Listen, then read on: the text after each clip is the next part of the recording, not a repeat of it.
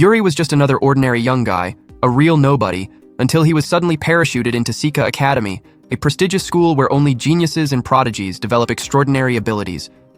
But his life gets completely turned upside down when he finds himself forced to live with the three hottest and smartest girls in the school. And with no way out, his destiny now is to have talented children with them. It all starts at Sika Academy, a place where talented youths hone their skills to shine. And that's where our protagonist, Yuri, has just transferred. But on the very first day, he gets beaten up by the vice captain of the martial arts club. While everyone watches, the guy rubs it in Yuri's face that he's a weakling, a boring loser. The crowd around doesn't hold back. Everyone mocks Yuri for not even coming close to his mother, Subaru, a super famous actress, practically an icon of perfection. The cocky vice captain tells Yuri to show some talent to the school's three kings, the top students at Sika. But Yuri, pissed off, snaps back, yelling at them to stop comparing him to his mother. On impulse, he charges at the vice captain, but without any protection from the anime gods, his punch is way too weak, and he ends up getting thrown to the ground like he's nothing. The audience looks on in disdain, shocked at how pathetic the son of the great Subaru is. Even humiliated, Yuri gets up and reflects on how he's already used to being treated like a failure next to his mom. Suddenly, he delivers one of those big speeches telling the vice captain to stop idolizing talent so much. And for a moment, the guy actually hesitates, realizing that Yuri has a sort of magnetic charm, just like his mother. But Yuri couldn't care less what people think. He just shrugs, turns his back, and walks away, unfazed by the defeat. The vice captain, however, doesn't let it go. He thinks Yuri needs a beating to awaken some talent. But before he can touch the boy, he gets kicked by Miko, the president of the martial arts club and one of the academy's three kings, the biggest legend in fighting around. As if that wasn't enough, the other two kings show up out of nowhere, leaving everyone speechless. There's Miwa, the top student in the advanced program and a rising chess star, and Kazuki, the stunning girl who shines in the arts department and kills it as a theater actor. Yuri is terrified, not understanding why the three elites are there. Kazuki steps forward, and when she finds out Yuri has no talent, she bluntly says, "You don't belong in a school full of talented people like us." Confused, they watch as Yuri shows proof of enrollment in the general education course. The kings don't get it, because to them, only the elite programs matter, and this so-called general education is like a parallel universe. Seeing the less than welcoming reception, Yuri tries to take off and head to his class, but Miko stops him and tells him to clean the dojo. He grumbles that he's not anyone's servant, but Miko fires back with that no-nonsense tone. "Losers clean the dojo. It's the rule." A bit begrudgingly, Yuri starts cleaning. Later, when the martial arts team returns, they're stunned to see the dojo sparkling clean. Meanwhile, Yuri is on his way to the house where he'll be living, lost in thought. Since he was little, he dreamed of being praised like his mother, a star beyond reach. He even tried acting, thinking he was at action hero level. But when he saw his mom on screen, with a presence worthy of a genius, he realized he wasn't even close. Yuri tried everything to show some talent, but every failure only pushed him further from his mother. When Subaru fell seriously ill, he realized how distant he'd become from the only family he had. In the hospital, she kept re-watching a series where she played a mom in a happy family. Yuri admitted he loved the show, and Subaru said she did too. When he mentioned liking the family dinner scenes, she smiled and said those were her favorites too. That's when Yuri understood. Despite all her talent, his mother's biggest wish was to have a family like the one in the show. Before he could fulfill that dream with her, Subaru passed away, leaving a letter asking him to find his own happy family. Not really sure how to do that, Yuri is now determined to chase after that dream and make up for lost time with his mother. Arriving at the house where he'll be living, he's stunned to see a gorgeous mansion, breathtakingly beautiful.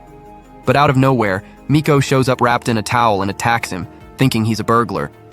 Yuri shouts that he's not a criminal, and she demands an explanation. Suddenly, she slips and falls to the floor in a rather compromising position. Instead of helping, Yuri, with a touch of irony, throws a towel over her head and starts drying her hair while she tries to stop him. He just tells her to calm down, and somewhat unintentionally, she lets him continue. Suddenly, the other two kings of Sika Academy, Miwa and Kazuki, show up at the mansion exhausted after a long day. They corner Yuri, demanding to know what the hell he's doing there. Yuri himself is confused, having no idea why the school's three biggest stars are in the same house as him. At that moment, his phone rings. It's the owner of the mansion, who explains that Yuri will be living there as a favor in memory of his mother, Subaru. The guy says he has 3 daughters living in the house. Guess who? The 3 kings. He hopes Yuri gets along with them and manages to show some talent to keep his mother's legacy alive. But for Yuri, the dream of building a happy family starts to go down the drain when the sisters make it clear they don't want him there. "You've got to be kidding. Dad brought a loser into the house?" they complain, saying they won't take care of an intruder. Despite the cold welcome, Yuri doesn't give up. He still believes he can win the girls over and build a united family. Suddenly, he spots something on the floor, but Kazuki is quicker and snatches it first. Looking around, Yuri realizes the house is a mess. Dirty dishes piled up in the sink, clutter everywhere. The girls blame Kazuki, who was supposed to do the dishes, but she defends herself, saying she was busy rehearsing for theater. But Yuri finds some broken plates hidden away, proof that Kazuki did try to wash them, but was so clumsy she broke everything. She turns red with embarrassment, trying to explain herself. Miwa shows up with a pile of dirty laundry, and the sisters reveal that she was the one who was supposed to take care of the laundry, but as usual, she blew it off. Annoyed, Miwa tells Yuri to do it instead, and he calmly agrees without complaining. He even points out that Miko was supposed to clean the house, and she failed miserably too. Tired of the jabs, Miko snaps, saying he has no right to talk, being a total nobody at school. While the three lay into him, Yuri doesn't waste time. He starts cleaning everything. To their surprise, by the time they're done mocking him, the house is spotless. Miko remembers he was the one who left the dojo sparkling clean at school. And with a charming smile, Yuri winks at them, leaving the girls flustered. They quickly huddle together, admitting that even if he's useless, at least he's kinda cute. The next morning, Yuri's in a good mood, happy to have a day off. But suddenly, the house starts shaking. He finds out Miko's in the dojo, training like there's no tomorrow. In the living room, he finds Miwa already at the chessboard, battling an AI and fuming in frustration.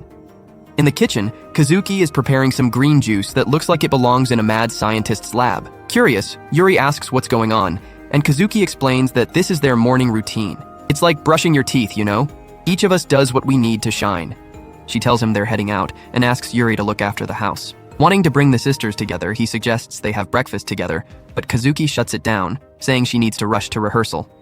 Yuri tries to convince Miwa, but finds her munching on snacks while playing chess. When he tries to step in, he feels an intense energy coming from her. It reminds him of his mother's presence. Yuri remembers how Subaru always refused his breakfast invites, preferring prepackaged meals to maintain her star-level diet. Suddenly, Miko appears straight from training, drooling over Yuri's delicious food. But when he offers, she refuses, saying his food isn't nutritious enough. Confused, Yuri asks why they make such a big deal out of breakfast, and she explains, "To be the best, I have to eat the best." He begins to understand that, unlike him, who's just an ordinary person, prodigies like his mother and the sisters are so obsessed with improvement, they even control what they eat. Miwa, for example, devours sweets to feed her brain while playing. Suddenly, the three sisters rush out to start their day. Yuri stops them, saying they forgot something. They panic, digging through their bags, thinking they lost something. But Yuri, with a warm smile, gives them a sweet goodbye, saying that's what was missing. The girls are stunned. No one's ever said goodbye to them so affectionately. Though they call it silly, they walk off with blushing cheeks, trying to hide their smiles. Shortly after, the girl's father calls Yuri to check in on how he's doing. He asks a favor, that Yuri be a support for his daughters because even though they're geniuses, they're going to face tough times, and helping them might open their hearts to him. The girl's father lets Yuri know that Kazuki has a tough audition coming up. Miko is competing in a martial arts tournament, and Miwa has commitments with Shogi, which opens the door for him to help out. But Yuri doesn't get how someone like him, a guy with no talent or usefulness, could ever be of help to geniuses like them. However, when he imagines the girls failing at what they do best, he can't help but remember the pain he felt when he failed and became his mother's disappointment. So he decides to try helping however he can, starting by getting closer to them through meals. Later, after training, Miko gets home and finds Yuri cooking, and screams, forgetting they live together. When she sees him tasting his own food, she blurts out how attractive he looks. Yuri offers her a bite. Though tempted, she regains control and refuses, saying she won't be won over by food. She goes to take a beauty bath. When she returns, she's surprised to find Yuri cooking with even more dedication, surrounded by cookbooks. That's when Miwa walks into the kitchen, and Yuri announces he's going to prepare the best meals for them. But the girls ignore him. This makes Miko remember how she and her sisters always rejected the maid's food. She believed she had to control everything she ate to keep her body in shape. But in the middle of chewing some dry chicken breast, Miko gets curious and peeks at Yuri's dish. She starts drooling just looking at the sophisticated plate he made, and Yuri appears right behind her. He enthusiastically explains that the food contains all the right nutrients to keep her body flawless. After some insistence, Miko agrees to try it. Yuri collapses with exhaustion and says he prepared everything based on nutritionists' advice, just for her. That makes Miko blush. When she tastes the food, she praises the flavor, and Yuri imagines he's taming a stray cat with a saucer of milk. Meanwhile, Miwa watches in secret, drooling. When she decides to show herself, Yuri also approaches her, saying he prepared dishes with the perfect acids to supercharge her brain. Miwa agrees to try it, and Miko realizes Yuri thought through every detail of Miwa's needs too. As they eat, the sisters comment on how long it's been since they last ate together, and Yuri smiles hearing that. Suddenly, Kazuki shows up and is surprised to see her sisters gathered. Just like before, Yuri starts explaining the health and talent benefits of the food, saying it'll make her skin perfect for theater.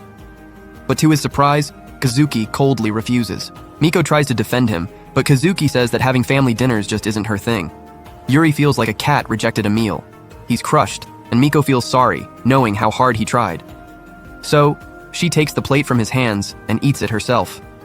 But Yuri accidentally blurts out that Kazuki's dish has a lot of carbs and could make her gain weight, which pisses Miko off. She was just trying to help. Yuri quickly softens the situation, saying he can help her manage her diet. Miko turns bright red. 3 days later, Yuri starts classes. Still thinking about how to get closer to Kazuki and fulfill their father's wish of helping them, he decides the best way is to face her head-on. He approaches her in the middle of a swarm of fangirls. The girls recognize him as the talentless loser, and Kazuki joins the teasing, asking him not to get close to her because his mediocrity dims her shine. Suddenly, Yuri begs her to accept his special little gift, something only he can give her that will make her really happy, clearly referring to food. The girls have no idea what he means, thinking he's flirting with her. Kazuki, dying of embarrassment, says he's making the girls misunderstand everything and that he'll pay for it when they get home. That only worsens her situation, making the fans even more suspicious, believing Kazuki is in some kind of relationship with Yuri. He seizes the moment and runs off. He then looks for Miko to ask for help with Kazuki. But when he calls her, she can only think about how he makes her flustered. Her friends confront Yuri for getting too close, but Miko appears with such an intimidating aura that everyone backs off. Yuri then runs to his last hope, Miwa. Meanwhile, Miwa is in class playing shogi on her phone. When she hears some classmates struggling with a math problem, she solves it easily. But instead of admiration, she gets intimidated looks for being so smart. When Yuri arrives, he realizes that, unlike her sisters and just like at home, Miwa is super quiet at school. Yuri tries to start a conversation with Miwa and invites her to have lunch with him, but she refuses and walks off without looking back. Even so, Yuri insists and starts chasing after her all over campus, causing a ridiculous pursuit just because he wanted to share a meal. In the end, both of them collapse from exhaustion, and Yuri realizes that Miwa is just as bad at sports as he is. He comments on how quiet she is in class, and Miwa confesses that being one of the 3 main sisters, she finds it hard to connect and talk about girl stuff. Yuri says he gets it since he would be nobility too, which annoys Miwa, so he declares himself a royal failure, someone who fails at everything. At that moment, Miwa giggles and calls him silly. With the mood lighter, they finally eat together. Miwa then reveals that if he wants to get close to Kazuki, he needs to figure out what her favorite food is. She remembers that when they were little, Kazuki asked their mom to make something special. Yuri gets it. Her favorite food is their mother's cooking. Later, Yuri tries to prepare something special, but Kazuki walks in and faints in front of him. They find out she has a high fever. The sisters try to help, but she kicks everyone out of her room. Yuri doesn't give up and plans to send meals to her, but Kazuki rejects all of them, saying they're terrible. Frustrated, he barges into her room with his dish. When she tries to throw him out, she's so weak she collapses onto him. Yuri warns her that if she keeps this up, she'll miss rehearsals and offers to be her acting partner until she gets better. He brags about being the son of the great actress Subaru and acting since he was a kid, which makes Kazuki wonder if she's in front of a natural talent. But the moment he starts reciting lines, he sounds like a dying cow and gets kicked out. Still, he doesn't give up and comes back day after day trying to be her scene partner, always getting kicked out. This annoys Kazuki, who is always flawless, as she watches someone so clumsy and flawed. One night, she comes downstairs and finds Yuri watching all her performances on TV and rehearsing lines to improve. That touches Kazuki, and even though Yuri is still a bad actor, she recognizes his effort. Next day, Yuri tries again to be her scene partner, but after what Kazuki saw, she doesn't kick him out and begins to act with him. This moves Yuri, and to their surprise, he actually nails one of the lines. He cries, overwhelmed, talking to his mom about finally being able to act after so many years. Kazuki feels envious of his passion for his own struggles. She admits defeat and agrees to eat his food to recover. Yuri celebrates and promises to make an unforgettable dish, but Kazuki interrupts with a request. Before speaking, she curls up in embarrassment in bed. After gathering courage, she says she doesn't like carrots, mushrooms, bell peppers, and a bunch of other things. Yuri realizes that in the end, Kazuki was just a picky eater. The next morning, Miwa and Miko are stunned to see Kazuki eating dinner with them after refusing so many times. Yuri praises Kazuki for cleaning her plate, and she says she's fine eating as long as there are no carrots. But he whispers in her ear that he blended the carrots into the sauce, making her panic. Yuri feels all proud, thinking he's tamed the 3 kitty cats with his cooking. But suddenly the girls say he doesn't need to make dinner. When he asks why, they explain that they're heading out for their training and commitments. As they leave, Yuri remembers how his mom used to do the same, go weeks without eating at home, which cooled their relationship. He realizes even more that, like his mom, the 3 sisters are brilliant and obsessed, while he's still a useless guy with no talent for anything. He recalls the father's request for him to be a support for his daughters and his mother's wish for him to build a happy family, but quickly realizes he doesn't even know what defines a happy family anymore. Do me a favor, just leave me alone. Then, he puts on his mother's old TV show, where she played a loving mom in an affectionate family, and ends up smiling at all the tenderness on screen. In the storyline, the family is preparing a symbolic wedding to show their kids. Seeing his own mother in a wedding dress brings a strange knot to Yuri's chest. That's when the 3 sisters arrive home after their training. When Kazuki sees Yuri with teary eyes and notices what he's watching, she quickly assumes he's missing his mom a lot. She gently approaches him and says he doesn't have to keep doing chores just to win their sympathy. The others agree, saying he's just an intruder, but that hits a nerve with Yuri. He stands up and says he doesn't want to be just someone who lives off others. He shares how, for a long time, he thought the talent gap between him and his mom was too wide for them to bond. But over time, he realized they had much in common. It was just that, before they could reconnect, Subaru passed away. He doesn't want that to happen again with the sisters. He declares that he wants to build a happy family with them. Everyone is stunned. Miko says that's insane and asks what the plan is to make it work. On TV, the scene shows Subaru's wedding with her fictional husband, and suddenly, the girls understand everything. Yuri could have a happy family by marrying them. They start imagining themselves in wedding dresses, but quickly get irritated and shout that he'll never be their husband. Later, while taking a bath, Miko wonders how Yuri manages to stay so focused even while living with 3 pretty girls. Suddenly, Yuri screams, and Miko goes to check on him. She finds him crying over something silly and scolds him for ruining her relaxing moment. He responds by saying she should cover up more, so she doesn't catch a cold.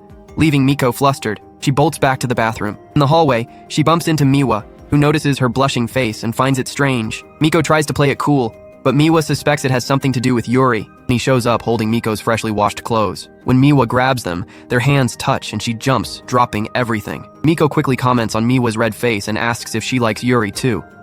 Miwa angrily denies it, and the 2 start arguing, swearing they feel nothing for him. Suddenly, Kazuki appears and mocks them for fighting over a loser like Yuri. But right after, Yuri asks Kazuki for help putting a pot away on a high shelf. She helps naturally. Afterward, Yuri thanks her with a smile, and even though she tries to keep her cool, Kazuki blushes. The others notice. That sparks yet another argument among the girls. Yuri steps in and scolds them, saying they're fighting without even knowing why, which only makes them even more annoyed. After they storm off, Yuri realizes the house is a mess again, which frustrates him. But remembering their shared meals, he feels proud of the small progress. Out of nowhere, he finds an old photo of the sisters as kids and can't believe how cute and precious they looked. He realizes the photo belongs to one of them, but none admit it. He understands that the one hiding it must miss how things used to be, and just like him, wishes for a real family. The next day, before he can find out who it belongs to, the sisters announce they're leaving for the weekend because of tournaments and commitments, leaving Yuri without an answer. However, by checking each of their destinations, he gets an idea to bring them together. At night, he prepares warm milk for them and reveals that he reserved hotel rooms for their events. Miwa complains, saying she hates hotel food, and Yuri teases her, saying she'll miss his cooking. Miwa gets flustered, and the others, though silent, think the same. The next day, they head off to face their challenges. Miwa arrives at the shogi tournament and destroys her opponents, showing why she's considered a true prodigy. Later, on the way to the hotel, Miwa passes by a cherry blossom festival and remembers the day she went there with her sisters. When she arrives at the hotel, to her surprise, Kazuki is there too. While checking in, they ask each other what they're doing in the same place. Suddenly, Miko shows up too, wondering why they're in her hotel. That's when they realize that, without knowing it, they all ended up in the same city for their events. That's when Yuri appears, clearly frustrated that they didn't even know where each other had gone. He then reveals that they'll all be staying in the same room. The girls ask why, and he explains it's a great chance for them to spend their free time as real sisters sharing a room. Afterward, He proudly calls himself the festival guide and suggests they all visit the Cherry Blossom Festival just like they used to. But instead of getting excited, the girls yell at him for coming up with a crazy idea right before their big competitions. Yuri tries to convince them by saying there's a temple at the festival that brings good luck. Miko mocks him, saying real champions don't need that. But then Yuri shows them that legends like Messi, LeBron, Emin, and even Johnny Sins have visited that shrine for luck, which changes their reaction.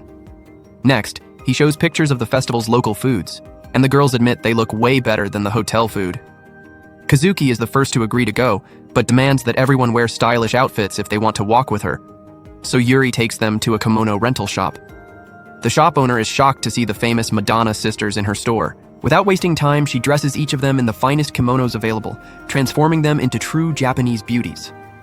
But Yuri notices that Miko has been left out, not wanting to participate. He tries to convince her to pick one of the many beautiful kimonos, but she refuses. That's when the shop owner suggests a blue kimono that would match her sporty vibe. However, this reminds Miko of how, in the past, she wanted to wear more delicate clothes, but was always forced to appear more masculine. At that moment, Yuri picks a pink kimono, very feminine, just for her. Even though the shop owner and the sisters think that style doesn't suit Miko, Yuri insists she'll look stunning in it, leaving Miko speechless. She finally agrees to try it on, and when she steps out in the outfit, everyone is left in awe by how gorgeous she looks. She's breathtaking, wearing a look any man on the planet would fight to win over. A short time later, as soon as Mal steps into the festival, Kazuki is already surrounded by a crowd of frenzied fans, screaming and praising every scene she's ever done as an actress. Her sisters, Nico and Miwa, and their friend Yu are kind of left on the sidelines, just watching the commotion. Yu is visibly bothered because the plan was for Kazuki to spend some quality time with her sisters. But seeing how she's in her element, shining in the middle of the crowd, he decides not to interfere. Only among the fans, there's a girl who just isn't buying the hype around Kazuki. Annoyed at seeing her own friend melting over the actress, she's like, "I'm out," and starts to leave. But on the way, her sandal decides to betray her. It breaks at the worst possible moment, and she almost goes down.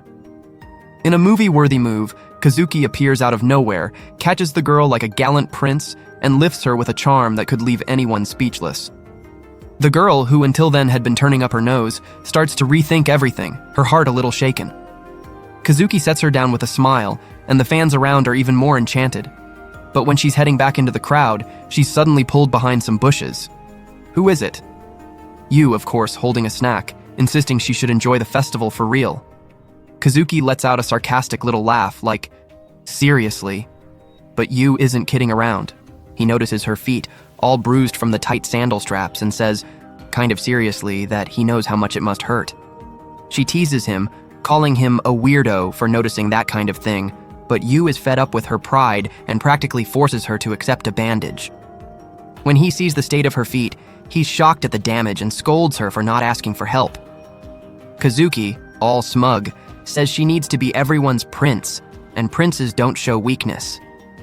Yu bursts out laughing at her logic and says, "Even the strongest princes need a little help sometimes." He asks for her foot, and to everyone's surprise, she lets him, like it's the most natural thing in the world.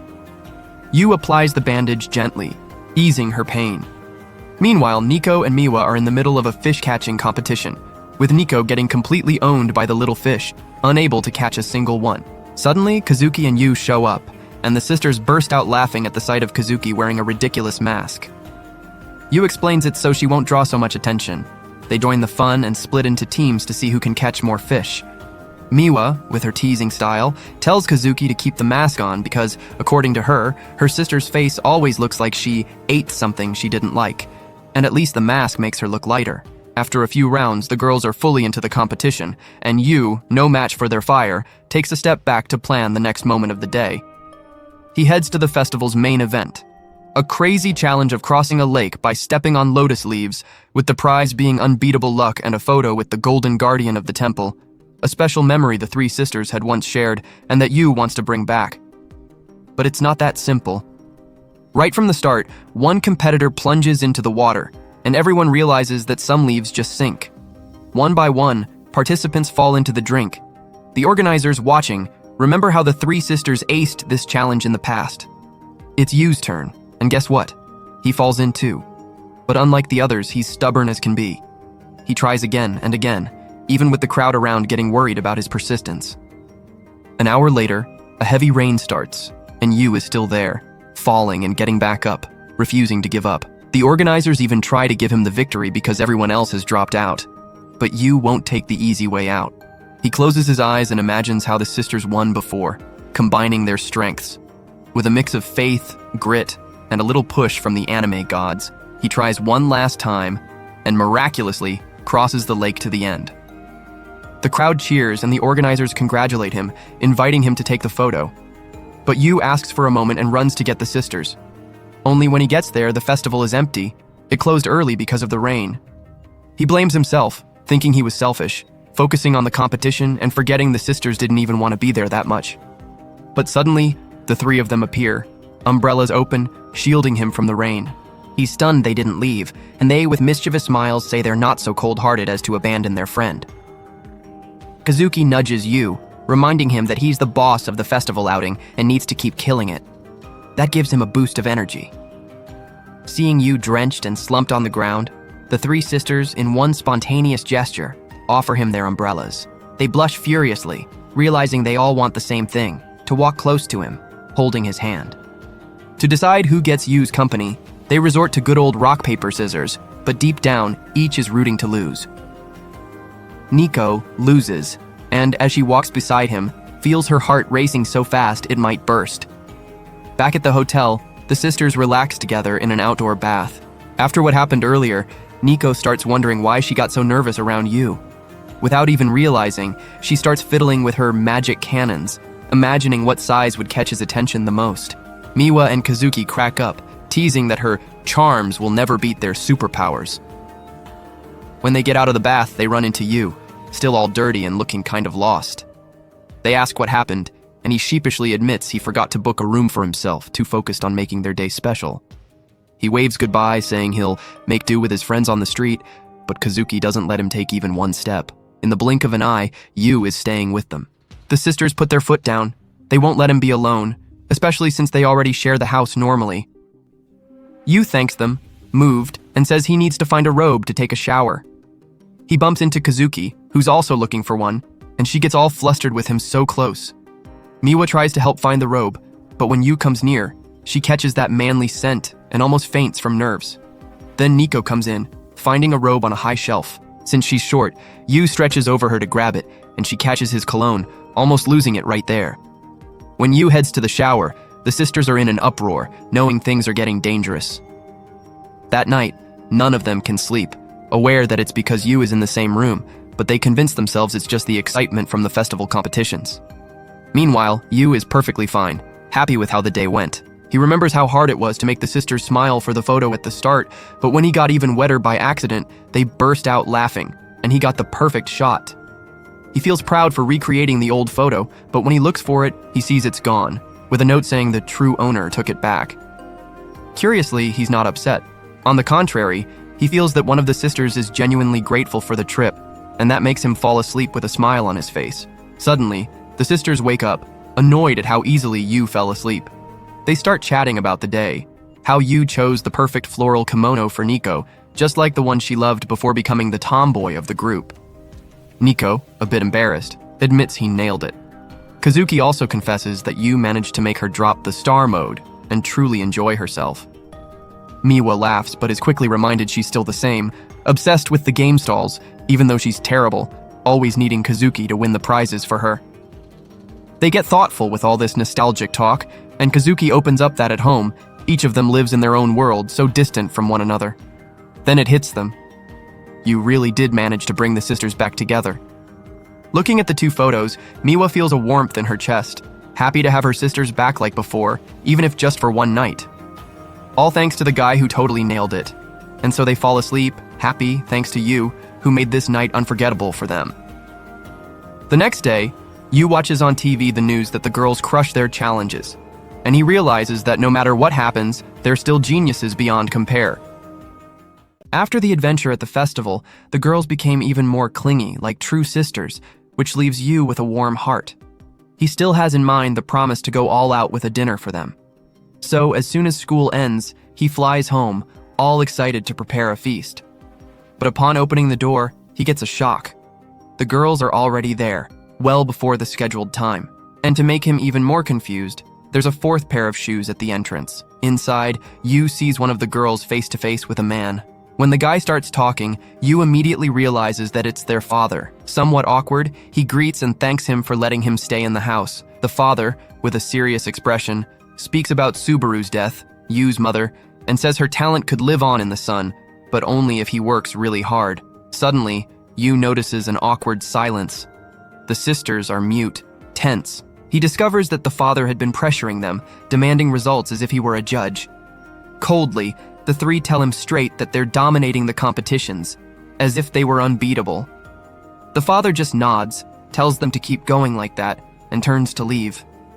Yu, on impulse, calls him back. All excited, he says he's preparing that big dinner and invites the father to stay. But the man, dry as a desert, says he already heard the report from the daughters and sees no reason to stay. Then the father notices the mask they brought from the festival. Yu, with a grin from ear to ear, explains that he took the girls there, his idea, so they could relive childhood and take a photo at the Temple of Luck. Instead of finding it cool, the father looks at Yu with anger. "My daughters don't need some stupid luck to shine," he rages. And he doesn't stop there. He says he knows Yu is a talentless useless, a disappointment to Subaru, who is a brilliant actress. With hatred, he breaks the mask in half and throws it in Yu's face, saying there's no place in this house for a failure. He grabs Yu's shoulder hard, as if wanting to rip him away. But before things get worse, the girls step in. They defend Yu, saying that even without trophies or talents, he's a guy who works his butt off and takes care of the house like no one else. The father, stunned, questions how they can bear living with a 0 on the left. Nervous but firm, they assure they need Yu, that he keeps them focused and at the top. Those words strike Yu full on, like a hug. After hearing the daughters, the father, still unwilling, lets Yu stay, but issues an ultimatum. They have to focus on their talents and forget nonsense like festivals. When he leaves, Yu tries to cheer the girls on to try the dinner, but Nico, with a sad look, says it's not happening anymore. A week later, Yu is back to square one, eating alone. He now understands that the girls' frightening talent comes from their father's pressure, but he can't get out of his head how downcast they looked in front of him. Meanwhile, the girls train non-stop. Nico in martial arts, Kazuki in theater classes, and Miwa in chess. At snack time, Miwa misses the homemade pudding Yu used to make, a lot better than the bland cookies she eats. The other two also miss Yu's food, which seemed chef level. At home, Yu is still shaken by the father's words, who said he was holding the daughters back. He just wanted the sisters to come together to eat, like a real family, and be more united. He feels like everything fell apart. But remembering that his mother believed he could have a happy family, he decides it's not over yet. The next morning, the girls leave for school. Nico looks back, heart aching, seeing that Yu no longer says good luck before they leave. At lunch, she grabs her usual protein bar, but her friends mock it, saying it's boring. Nico says protein is what matters, but when she opens her bag, she finds a lunchbox full of homemade food, so beautifully made that her friends get jealous. Kazuki and Miwa also find neat lunchboxes. Everyone knows it was Yu. Looking at the food, Nico feels her chest warm up, knowing Yu still cares. Meanwhile, Yu is fading in class, exhausted after cooking at 4 in the morning. At home, Yu is relieved to see that the girls ate everything. They call him to talk and say they'll fight for him to stay, as long as he keeps supporting their routine and helping them become the best. Yu can't hold back his smile, overflowing with happiness, realizing the girls truly accepted him. The next morning, he delivers that day's lunchboxes with special care and wishes a spirited good morning. The girls leave home feeling warm inside, carrying that nice little inner glow. At school, Kazuki is nervous. For the first time, she'll play a female character and tries on a wig that makes her feel a bit awkward. Meanwhile, during training, Nico receives a call from her former mentor, the guy who taught her everything. He says he's going to watch her tournament, hoping she wins the trophy. And Miwa, in the middle of a shogi match against a great master, feels the weight of expectations. The opponent hopes she'll take the next step and win the title. The three return home downcast, carrying the pressure of always being best, with all eyes on them. But when they arrive, they're greeted by Yu, who's in the middle of the kitchen, all clumsy, preparing homemade udon for dinner. When he slips and almost falls, the girls burst out laughing, forgetting the pressure for a moment. Yu serves the udon, his first attempt, with a shy smile. They taste it, and to general surprise, find the flavor ordinary, nothing special. But contrary to what their father always preached, they realize that something just okay can be incredibly tasty. It's as if Yu's effort made everything special. After dinner, Yu is washing the dishes when Kazuki appears, offering help. He looks at her like, seriously? And she explains a bit shyly that she wants to work on her more feminine side. Yu, smiling, says washing dishes has no gender. He takes the opportunity to ask about her audition. Kazuki confesses she's anxious, but that upon entering the house and seeing Yu, all worry vanished. She feels everything's going to be okay. Suddenly, she notices cuts on his fingers and is surprised, thinking Yu is a skilled cook. He laughs and says no, it's just effort, nothing special talent. At that moment, Yu lets a dish slip. Kazuki, who's broken many plates in the past, tenses up, but he reassures her. Relax, I replaced everything with reinforced plastic plates. While passing the dishes, Yu, exhausted, trips again and, to make it worse, starts a nosebleed.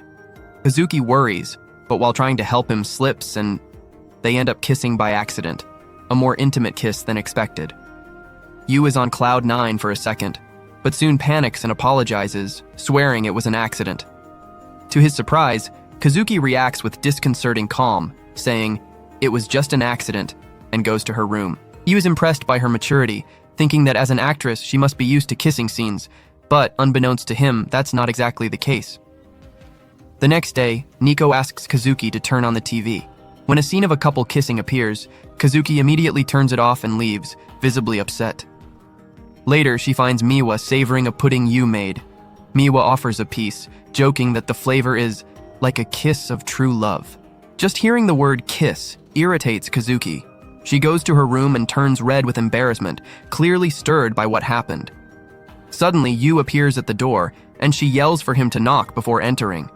He apologizes and suggests they talk about the kiss. Thinking Kazuki doesn't even want to think about kissing a useless like him, he proposes they pretend nothing happened, that the kiss meant nothing. He leaves, thinking that's what she wants. But Kazuki becomes furious, hurt that he thinks the kiss meant nothing. At the audition, Kazuki tries to focus on the female role, as her father always demanded, saying a great actress must be versatile. But even with the wig, she still sounds like a Prince Charming. Watching the other actresses, she notices one using a sweet voice and teary eyes and tries to imitate. When it's time for a kissing scene, however, the image of the kiss with Yu flashes in her head, and she backs out at the moment. The director stops rehearsal and warns that her personal life cannot interfere with performance, which sparks an idea in Kazuki. Back at home, she finds Yu and asks him to prepare meals that provide energy to improve her performance. Yu, happily surprised, accepts immediately, relieved thinking things are back to normal. But, out of nowhere, Kazuki drops a bombshell. She demands that he go out with her on Sunday, in a tone that leaves Yu jaw-droppingly surprised. Yu kept wondering in his head if that kiss had triggered this whole turn of events. Little did he know that, hidden away, Nico and Miwa were listening to everything, wide-eyed. How come their older sister, Kazuki, wanted to set up a date with Yu, the woman who, in their eyes, had no special talent at all? The two got worried about poor Gizzy, but decided to lock themselves in their rooms, pretending they knew nothing. Meanwhile, far from curious ears, Yu pulled Kazuki aside and asked, in a tone of genuine concern, what was going on. She came clean. She was a bundle of nerves over an important audition where she had to play a heroine. To bring the role to life truthfully, Kazuki wanted to feel in her own skin what it was like to be a real protagonist. Yu, impressed with her passion, supported the idea enthusiastically, thinking her dedication was amazing. Kazuki, however, gave him a serious look and asked for absolute secrecy. No one can know, and don't go getting the wrong idea, okay? But Yu was already convinced that, for her to shine, she needed to experience a real date. With a sparkle in his eyes, he encouraged her. I've prepared something special for you. It's going to be unforgettable. Kazuki blushed, trying to hide her racing heartbeat. The next morning, Nico, driven by curiosity, cornered Yu. So, what are you doing on Sunday? She asked suspiciously. Yu dodged, saying he had nothing special planned. Nico was stunned, irritated by the blatant lie, picturing Yu and Kazuki laughing behind her back. Meanwhile, Miwa, who had also heard about the special date plan, let her imagination run wild, picturing some pretty crazy scenes. Dinner was tense, and you noticed something was off. When Kazuki, using that almost magical connection between them, spoke to you about the date, Nico and Miwa grew even angrier, and you began to worry, wondering if it might be that time of the month for the sisters. On Sunday, you waited for Kazuki full of excitement, unaware that Nico and Miwa were spying on him, dressed in disguises they'd picked themselves. The idea was to look weird, but in the end, they looked adorable. When Kazuki appeared, all eyes turned to her, dazzling in her most feminine version yet. You was left jaw-dropped at her beauty, while the sisters, fuming, watched Kazuki steal the show. Excited, she pulled you along to start the date, channeling a movie heroine with a charm that made you feel like the luckiest man alive. They went to the aquarium, with Nico and Miwa tailing them, still shocked by Kazuki's look. At the entrance, out of habit, Kazuki began leading you up the stairs, but he stopped her, laughing. "Hey, you're the princess today, not the prince!" They switched places, and Kazuki struggled to keep from laughing. During the show, she tried so hard to act cute that you, with a gentle smile, told her, "Relax, really throw yourself into it. That's how you'll feel the role." Suddenly, the dolphin splashed water, and Kazuki instinctively shielded you from getting wet, as if she were the one in charge of the relationship. The surrounding crowd applauded, charmed, but Nico and Miwa just fumed, seeing Kazuki dominate you. The date went on, with Kazuki struggling to loosen up and embody the heroine. Nico and Miwa, relieved, thought the date was a flop. But then you had to go to the bathroom, leaving Kazuki alone and nervous, afraid of disappointing him. That's when a slick-looking guy appeared, drooling over her stunning looks and offering a shady talent contract, promising roles with famous stars. Kazuki tried to refuse, but the guy wouldn't give up. That's when you came back, more confident than ever, and told the guy to scram, in a tone that left no room for argument. The man insisted that Kazuki could be a star, but you lost his patience. With a firm voice full of emotion, he blurted out, "She's not going anywhere, because I'm going to marry her and have amazing kids with this woman." Silence fell, and the guy, embarrassed, disappeared. Everyone around was enchanted by Yu's romantic outburst, but he, red with embarrassment, asked Kazuki to forget what he'd said. Only her heart was already melted, completely won over by the gesture. Yu took her hand, feeling the warmth of her fingers in his, and led her to the next destination, the movies. On the way, they didn't let go of each other's hands, even when a few passers-by joked that you looked like Kazuki's little brother. "What the heck, seriously?" he thought, squeezing her hand tighter, which made her let out a little squeal. Kazuki, realizing it made her feel more feminine, squeezed back, and you responded with even more firmness, in a playful back and forth that only heightened their chemistry. Nico and Miwa, watching, couldn't figure out what kind of supernatural connection this was. Still hiding, Nico and Miwa watched wide-eyed as you and Kazuki reached the theater, where you, all excited, showed her tickets to a romance movie. But Kazuki frowned when she noticed the leading actress was an old colleague of hers, someone who, like her, had dreamed of being a big star. During the film, though, Kazuki began to feel something unsettling. Her colleague's performance reminded her too much of herself in the past when she played male villains. She couldn't see her as the heroine of the story. When the movie ended, she overheard audience members leaving the theater saying, "Wow, what a terrible heroine, not cute at all." The words cut like a knife, bringing back her father's command, "Never fail." Kazuki's chest tightened, her fear of failure flooding back.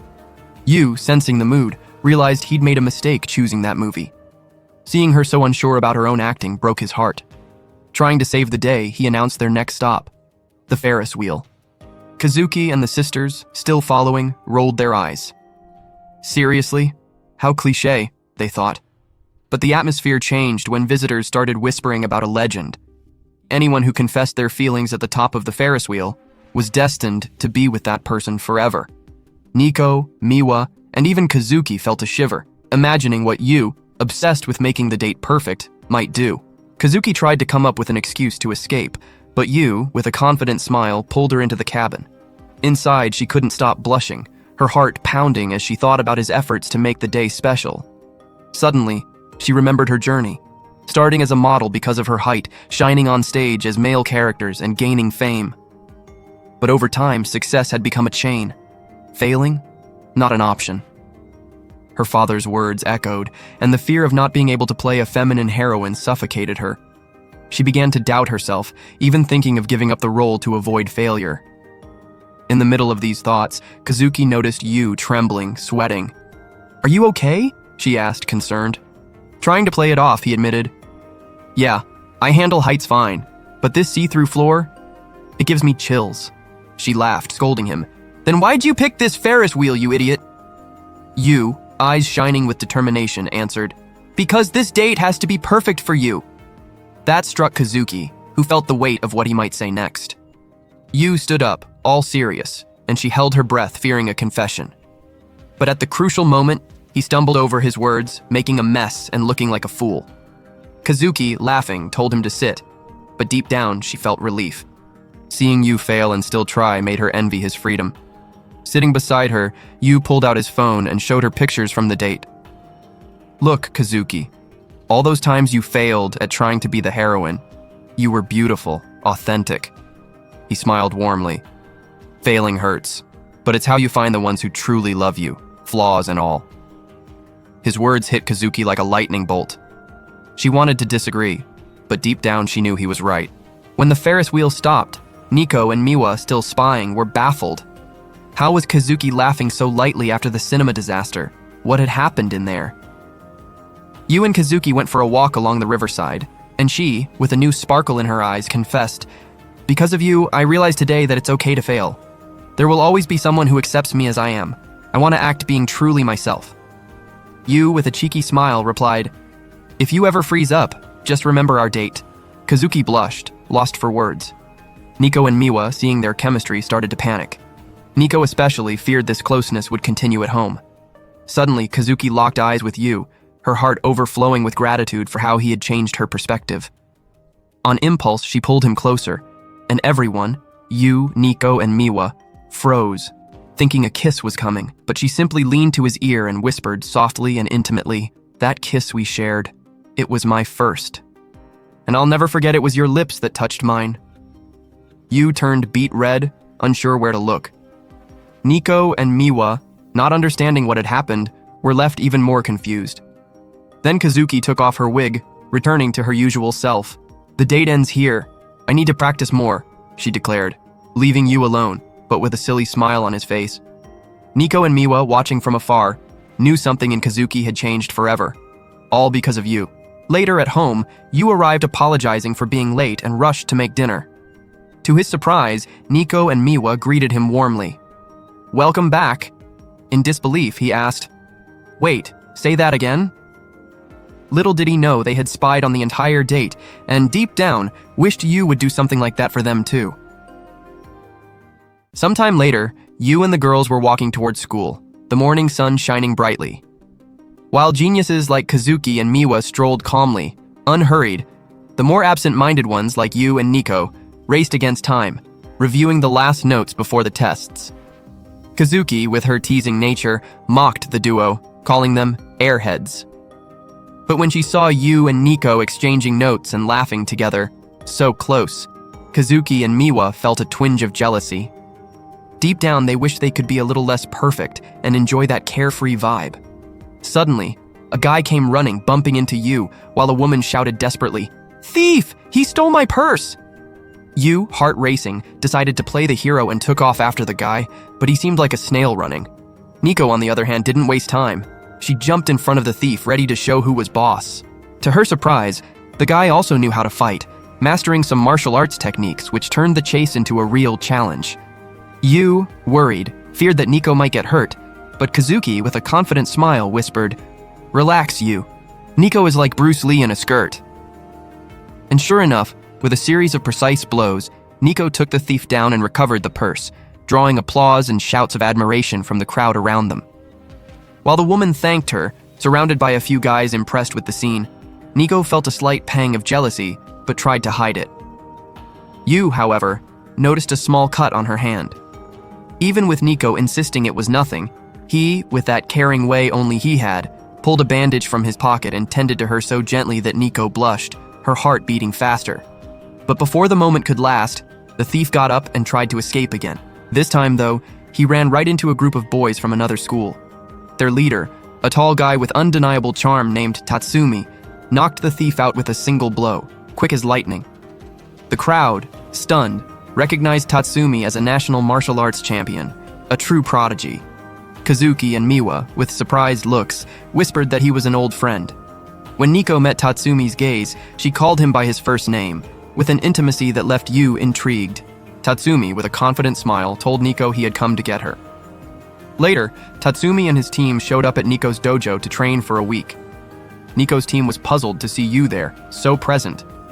The vice captain explained that Nico and Tatsumi had known each other since their first dojo, but Yu, suspicious, felt Tatsumi was bad news.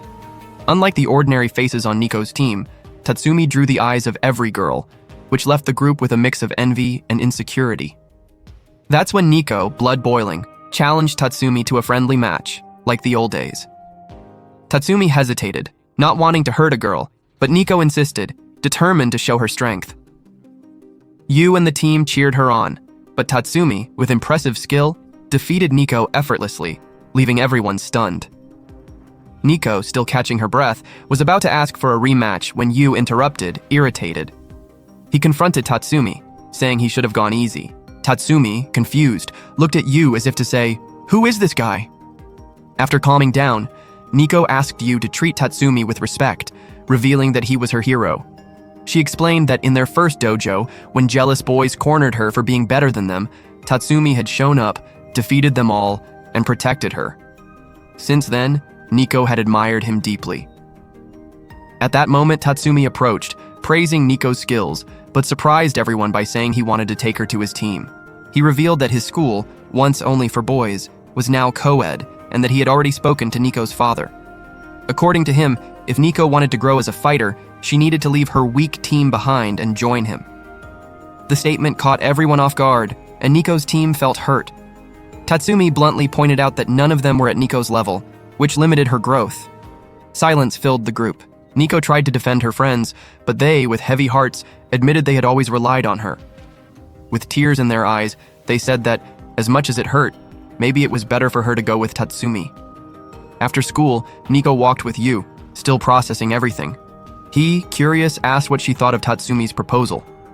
Nico confessed that his school was every fighter's dream. It had nutritionists, dorms built for athletes, and high-level training.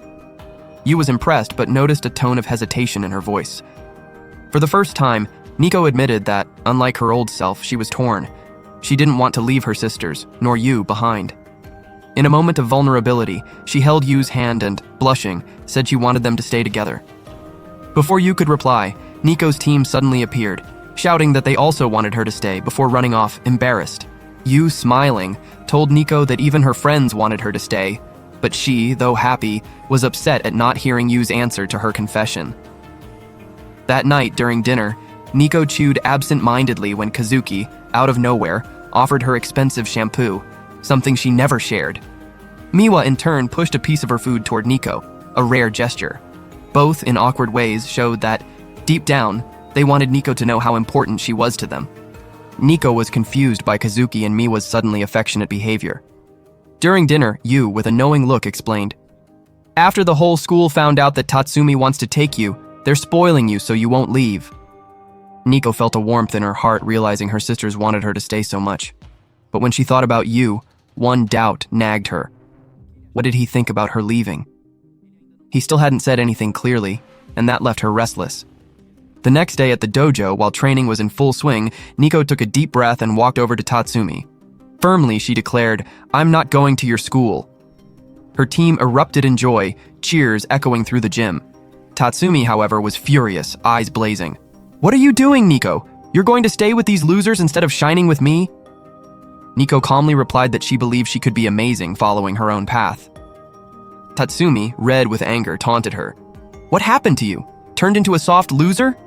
The words cut Nico like a knife, but before she could respond, something unexpected happened. From behind a locker, Yu appeared, with a face that wouldn't take disrespect.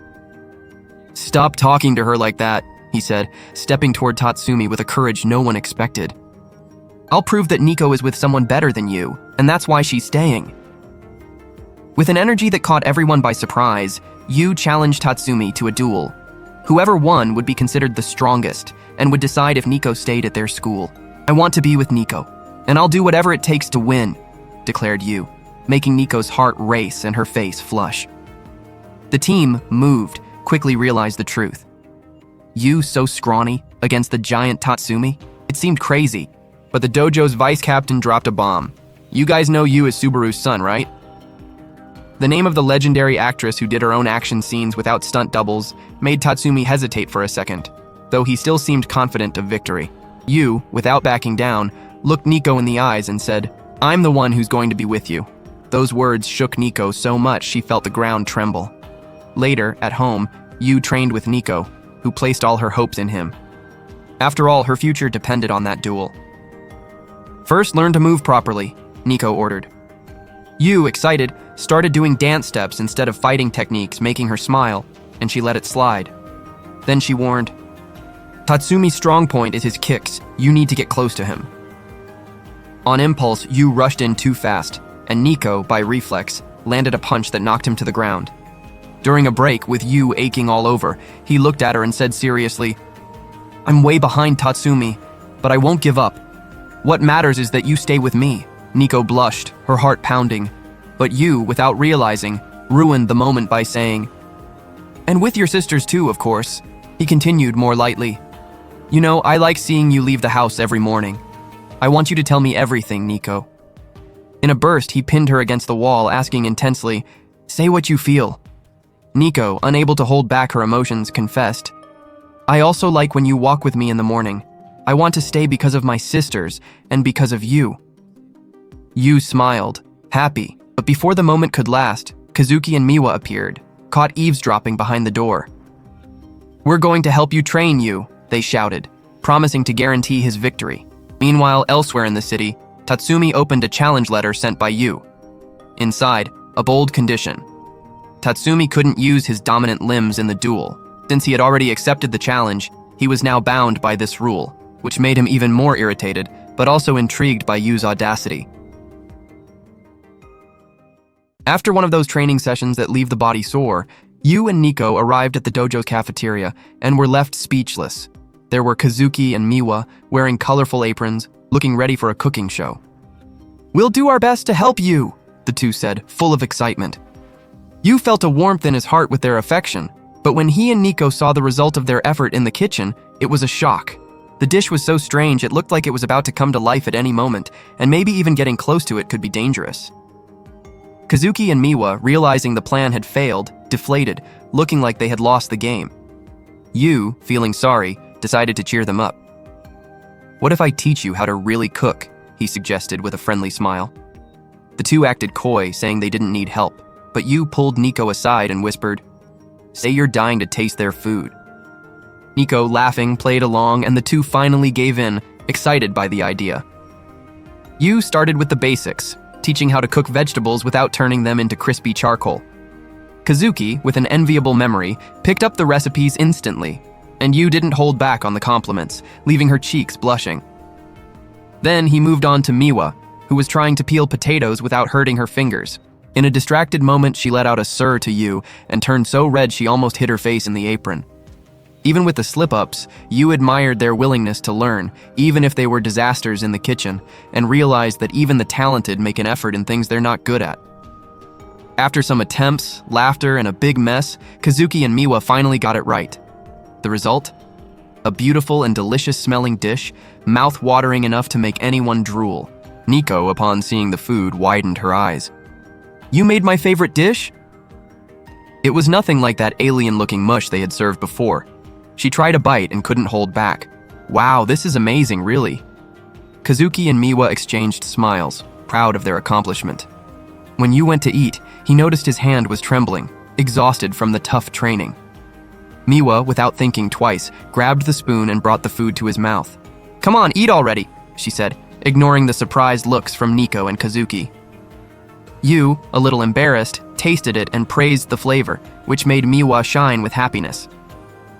Kazuki, not wanting to be left out, also fed Yu with a sly little smile. When he praised her dish too, both of them felt such great joy, it was like they had won the lottery. Serving with love was just too good.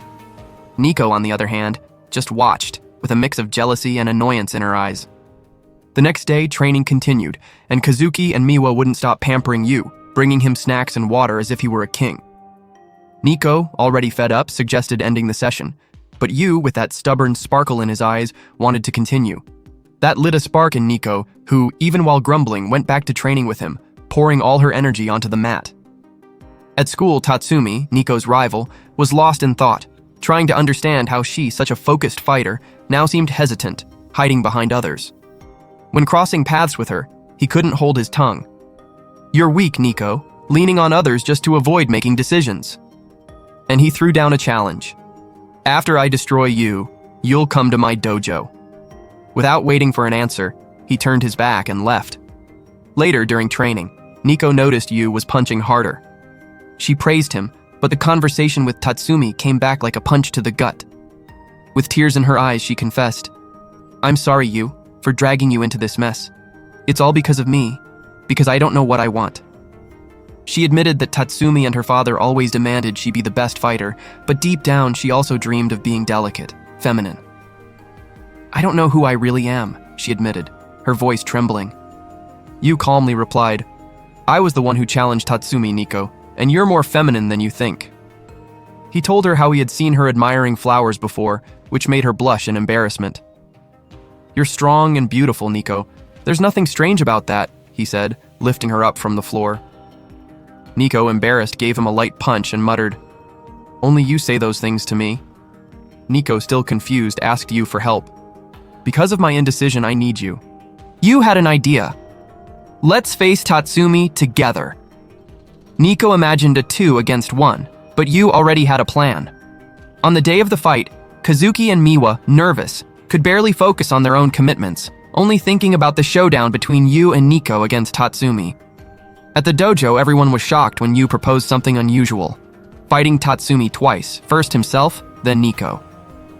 "If either of us wins, she doesn't have to go to your dojo," he explained. The crowd, including Nico, looked at Yu as if he were the villain of the story, but he whispered to her, "I don't care what they think. I just want to protect you." Nico blushed, but saw that Yu was trembling with fear. Without thinking, she held his hands, gave him a light slap, and shouted, "Go there and crush him, show the result of a week of training." But minutes later, Yu was on the ground, defeated. No one was surprised. After all, he had only trained for 1 week. It was Nico's turn to face Tatsumi. She felt the weight of the moment, but when Yu shouted that he would be waiting for her at home, something cleared in her mind. She advanced, knowing Tatsumi liked to kick, and stayed very close, attacking non-stop. But Tatsumi, who knew all her moves from years of fights, blocked everything with ease. Suddenly, he landed a punch in her stomach, making her fall and needing a moment to breathe. Tatsumi, confident, said that Nico should give up and go with him to become strong. For a moment, she thought he was right and started thinking about giving up. But then, Yu started shouting, "Nico, don't give up!" pulling Nico's teammates to cheer loudly. Nico, annoyed at first, embarrassed to death, ended up laughing, and something changed inside her. Remembering Yu's words, she embraced who she truly was. When she went back on the attack, Tatsumi expected a punch, but Nico surprised him with a kick, something she never did. Then he expected a straight strike, but got slapped instead. Nico's team cheered, watching her break her own limits, fighting in a free and new way. Yu noticed something even more special. Nico was smiling. Her attacks earned 2 points, leaving her 1 step away from victory. Tatsumi, irritated, said she was no longer the same. Nico, with a jump, replied, "This is the real me, you idiot." Kazuki and Miwa, who arrived just in time, saw Nico land a huge jumping kick on Tatsumi, smiling, and win the fight. The dojo erupted in applause. Meanwhile, Tatsumi's team couldn't believe the best fighter in the district had been defeated. Nico, radiant, looked at Yu, and with tears in her eyes, she grabbed the towel he offered and, embarrassed, cried on his shoulder, happy for the victory. "Just this once, let me cry, you fool," she asked between laughter and tears, while her heart warmed, realizing she wouldn't need to leave her sisters and Yu anymore. Before Tatsumi left, Nico, with a heavy heart, apologized for the result of the duel. She confessed that she understood he only wanted the best for her. Tatsumi, despite the sadness in his eyes, gave a faint smile and kept his promise not to insist that she accompany him. Nico also apologized for Yu's performance in the fight against him, calling him a weakling. But Tatsumi, with a tone of respect, showed a purple bruise on his leg and revealed that Yu had focused all his strikes there, which left him vulnerable to her final attack. "That's why I couldn't dodge," admitted Tatsumi. Nico apologized again, embarrassed, but Tatsumi interrupted her, saying that Yu only fought so fiercely because he truly cared about her. On impulse, with his cheeks blushing, Tatsumi let slip that the real reason he wanted Nico at his school was because he liked her, not as a friend, but in a romantic way. Nico, a little lost at first, took it as a joke, like friendly banter. But when Tatsumi emphasized, with his heart in his hand, that his feelings were serious, Nico turned red like a little chili pepper, almost exploding with embarrassment. "Since when do you feel that way?" asked Nico, almost voiceless. He answered, simple and direct. "Since the first day you walked into the dojo and we met. I always wanted to be close to you." He paused with a melancholic smile. "But now I know the person you want by your side is here, at your school." He was clearly referring to the conqueror, Yu. Those words lit a spark in Nico. Suddenly, she realized Tatsumi was right. As they said goodbye, wishing each other good luck, Yu's face flashed into Nico's mind like lightning. No matter how much she tried to deny it, her heart beat stronger, screaming that what she felt for Yu went beyond friendship. Alone with her thoughts, Nico walked home, still digesting the victory in the duel, when she was surprised upon opening the door. A lively party awaited her, organized by Yu and his sisters, who wanted to celebrate her victory, and the fact that she wasn't leaving the group. Nico noticed Yu's injured hands, full of bandages. He tried to brush it off, saying it was fine, but she, with care and affection, touched the wounds and murmured, "You can't push yourself this much, you know." In a gesture of gratitude, she offered, "For everything you did for me, ask for anything and I'll do it for you." The mood was light, but suddenly a crazy idea crossed Nico's mind, and she imagined Yu with a Giga Chad look, as if he were about to do something more naughty, if you know what I mean. Panic took over, and she let out a scream that echoed through the house. The others, hearing the yell, immediately imagined absurd things, thinking Yu was crossing the line. In a hilarious mess, everyone offered to do whatever Yu wanted, just to calm him down, already imagining the mischievous things Yu might ask them to do. But to everyone's surprise, Yu just smiled and said, "I want us to go to the amusement park together." The girls, who expected something more daring, were a bit disappointed, doubting if Yu was a boy or a girl, but soon got excited. Yu explained that he had always dreamed of spending a day at the park with his family, the friends who were like siblings. The girls, imagining the outing, began to picture the scene like a romantic date, and their faces turned red with embarrassment and anticipation. At that moment, Nico's cell phone rang. It was her father. Before she could speak, Yu grabbed the phone and, with a courage no one expected, told her father that the sisters deserved a day off at the amusement park, that working so much wasn't healthy. The father, surprised, asked to speak with Nico. When she took the phone, he congratulated her for defeating Tatsumi, the greatest martial artist in the country. "You've grown strong, Nico. You don't need to change schools," he said, proud. He reflected on how far she had come, and, remembering Yu's involvement, ended up agreeing with the idea of the outing. Miko passed the news along, and Yu declared, "We'll go on the weekend." In the following days, Nico, Miwa, and Kazuki went into a frenzy, choosing clothes, planning how to act, and thinking of ways to impress Yu on the date at the park. When Sunday came, Yu was the first to arrive at the park, excited and anxious. Suddenly, Miwa appeared from behind, covering his eyes. "Guess who it is?" Yu got it right instantly and complimented her casual look, simple and stylish. Miwa, confident, thought she had won the competition since a model look at a park seemed over the top. Then, Kazuki showed up, with a look worthy of a magazine cover, leaving Miwa speechless. "Are you crazy? This is a park, not a runway," complained Miwa, but Yu, charmed, praised Kazuki's boldness, who became all flustered. Finally, Nico appeared, and everyone stopped to stare. She was unrecognizable, wearing a delicate dress, looking like a true princess. "What's this about?" they asked, shocked. Nico, with a shy smile, only said, "I want to try new things." When Yu praised her beauty, she blushed once again. With everyone gathered, Yu kicked off the day at the park, and the adventure began. Little did Yu know that, in recent weeks, Nico, Miwa, and Kazuki had been completely captivated by him. Now the sisters were determined to turn the tables and win his heart back. The adventure began at the haunted house, Kazuki's idea, which left Nico and Miwa just watching, with a mix of jealousy and defeat, while she took the lead. Kazuki had planned everything. She would pretend to be a scared maiden, throwing herself into Yu's arms at every scare. But at the first jump scare, instead of screaming, she found herself complimenting the ghost's makeup. "Wow, so well done," she blurted out, realizing too late she had ruined the plan. Suddenly, she noticed Yu was gone. Looking around, she found him crouched on the ground, trembling with fear. When another scare came, Yu jumped into her arms, apologizing for being so frightened. Kazuki, who wanted to seduce him, ended up completely melted by his vulnerable little boy way, as if he were the scared girl there.